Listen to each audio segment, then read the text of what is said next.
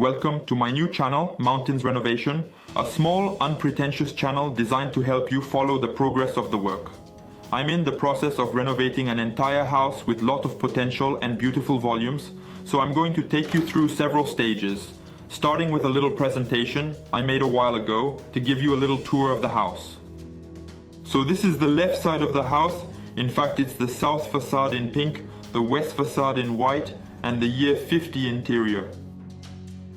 There's only one word for it: vintage. Everything is exactly as it was in 1959 at the end of construction. So it's small volumes, a 12-15 square meter living room and bedrooms. Upstairs, a wooden floor, with bathroom, toilet. 3 bedrooms. You can clearly see the staircase railing, which is not up to standard at all. It's just a way of ending up with a broken leg, so I have to be careful. The furniture is pure and of high quality. If anyone's interested, just drop me a line because I'm getting rid of everything. So 2 bedrooms with 2 French windows opening onto a balcony. A small bedroom with 2 bunk beds. Then we move on to a storage room with coal for winter heating. It's a rather unusual method, but it works well.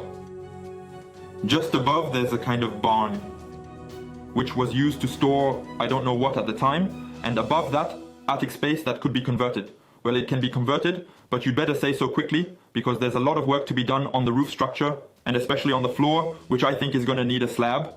So the first step is to draw up plans. To make plans, you have to take measurements. So we take a tape measure and measure the whole house.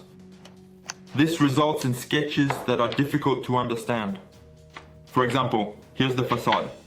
Facade, south-west, and then we redraw the basic plans, because the basic plans that we're often given with projects are rotten. It doesn't make any sense. For example, this wall is drawn in this direction, whereas in reality, it's in this direction.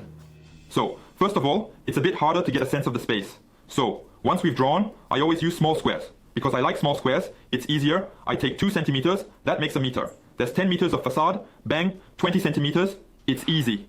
And after that, it's easy to represent volumes and spaces. For example, this one, no, it's no good. This corresponds to the first floor once it's finished.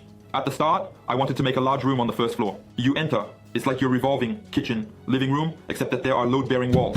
It sounds pretty heavy, so it's load-bearing. They carry the floor above. The joists, they're in that direction, they're all thin. They're made of wood, so if I knock the wall down, the floor above falls. So we're going to keep 2 bedrooms on the first floor and build the living room above. There are a number of advantages to having the living room on the second floor. Firstly, there are already French windows. Where are my plans? Here they are.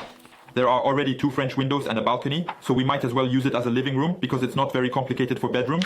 As a result, we're redrawing the plans by making the big walls and load-bearing walls so that we can clearly define what we need to keep and what we can change. Right now, on the second floor, there are lots of walls that aren't load-bearing. There are brick walls and cardboard walls. So it's easy, there's only one you can't move. With a bathroom there, I open everything up. At first I said to myself, well, I'm going to make a bay window in gallandage. The vents will hide in the walls. Financially, it's quite expensive, so we're going to put in a classic bay window. Then there's a lovely living area, with a balcony offering a beautiful south-facing view. You have to think things through and not be afraid to experiment. For example, there are lots of possibilities here. And to see a little bit by putting some furniture inside. If it looks good, if it's going to give the volume what you want or not, there you go. It's drawing, it's scribbling all over the place. And that's why a paper pencil comes in handy for right angles and a square. I don't know why I said that, it's just, shall we? That's it. I'm gonna get ready because in the next episode, I'm gonna break everything, total demolition. So if you want to see it, subscribe and let me know what you think of these videos, which are a bit different from what I'm used to doing. Thanks in any case for following me.